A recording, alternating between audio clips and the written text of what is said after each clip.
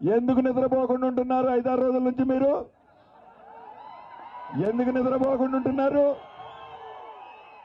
ఏమండి ప్రజాప్రతినిధులు, నిద్ర పట్టట్లా మీకు?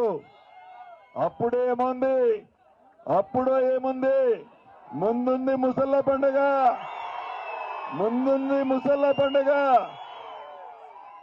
మళ్ళీ మీ కుట్రాలు కుతంత్రాలతో మళ్ళీ మీరు పదవిలోకి రావాలనుకుంటున్నారు. ప్రజలది కోరుకోట్లే, ఓటర్లది కోరుకోట్లే. మిమ్మల్ని ఇంటికి సాగనంపటానికి ఉన్నారు, మీ ముఖ్యమంత్రి గారిని సాగనంపటానికి ఉన్నారు, మీ ముఖ్యమంత్రి గారిని కూడా సాగనంపటానికి ఉన్నారు. ఖమ్మం జిల్లాలో నీ చరిత్ర ఏంది? గతంలో నా చిన్నప్పుడు నేను చూసేటోడిని, ఓ పిట్టల్దొర వచ్చేటోడు. ఆ పిట్టల్దొర అంటే తెలుసుగా, టోపీ పెట్టుకొని ఒక చెక్క తుపాయి చుట్టుకుంటా ఆ చెక్క తుపాకితో అనేటోడు అనమాట. నేను ఇట్లా, నాకు అమెరికా ప్రెసిడెంట్ తెలుసు, నాకు రష్యా ప్రెసిడెంట్ తెలుసు, నేను ఇందిరాగాంధీని చేసిన, రాజీవ్ గాంధీని అది చేసిన, లేకపోతే ఇక్కడ అంటే ఆ పిట్టల్దొరకి ఏంటంటే వాని గురించి వాడు ఎక్కువ ఊహించుకొని ప్రజల ముందు మరి కామెడీ చేస్తాడనమాట. ఆ కామెడీకి వాళ్ళు నవ్వంగానే వాడు పెద్ద బాగా సంతోషపడతాడు.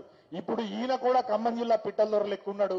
నేను ఆయన్ని గెలవనియా, ఈయనను గెలవనియా, ఆ గేట్లు తాకనియా, ఈ గేట్లు తాకనియా అని చెప్పానంటే నేను చెప్తా ఉన్నా, ఖమ్మం జిల్లా రాజకీయాల్లో నువ్వే ఒక బచ్చావని చెప్పి ఈ సందర్భంగా తెలియజేస్తా ఉన్నా. ఖమ్మం జిల్లా ఘనమైన రాజకీయ చరిత్ర, ఆ ఘనమైన రాజకీయ చరిత్రలోంచి పుట్టినోడే పువ్వాడ, ఆ పువ్వాడకు పుట్టినోడే ఈ పువ్వాడ, నేను గుర్తుపెట్టుకో. అంతేగాని ఈ పిచ్చివాళ్ళని పక్కన పెట్టుకొని వాళ్ళందరూ కూడా జై కై అంటే నేనే సీఎం అనుకొని నువ్వు అట్టనే ఉండి పనుకొని చివరికి వెనక్కిపోతావు. కాబట్టి గుర్తుపెట్టుకో, సీఎం అవ్వాలంటే దానికి ఒక చరిత్ర ఉండాలా. నువ్వు ఎట్లా సీఎం అవుతావా నాకు అర్థం కాదు. సీఎం అవ్వాలంటే ఏం కావాలి? ముందు నువ్వు పార్టీ పెట్టుకో. లేదు, ఈ పార్టీలోకి వచ్చి ఈ పార్టీలో కేసీఆర్ ఉండగానే సీఎం అంటే ఏడుకెళ్ళి అవుతావు సీఎం. అది అన్నానని చెప్పి ఆయన కోపం వచ్చిందని ఆయన్ని ప్రెస్లో చెప్పిండు, మీరు అందరు విన్నారు. ఒక్కసారి ఆలోచన చేయండి. అంటే రాజకీయ పరిపక్వత అవసరం. మన దురదృష్టం ఏంటంటే ఆర్థిక అరాచకవాదులు ఈ ఖమ్మం జిల్లాలో రాజకీయాల్లోకి వచ్చిన తర్వాతనే రాజకీయాలు బ్రతుకుబట్టి నేను ఈ సందర్భంగా నేను తెలియజేస్తాను. కాబట్టి ఈ రాజకీయ అరాచకవాదుల్ని ఖమ్మం జిల్లా ప్రజలు గమనించాల్సిన అవసరం ఉంది. అన్ని రాజకీయ పొలిటికల్ పార్టీల నాయకులు కూడా ప్రతిస్పందించాల్సిన అవసరం ఉంది. ప్రజాస్వామ్యాన్ని కాపాడుకోవాల్సిన అవసరం ఉందని చెప్పి ఈ సందర్భంగా తెలియజేస్తూ, ప్రజాస్వామ్యంలో మేము ఎన్నికల్లో పోటీ చేస్తాం.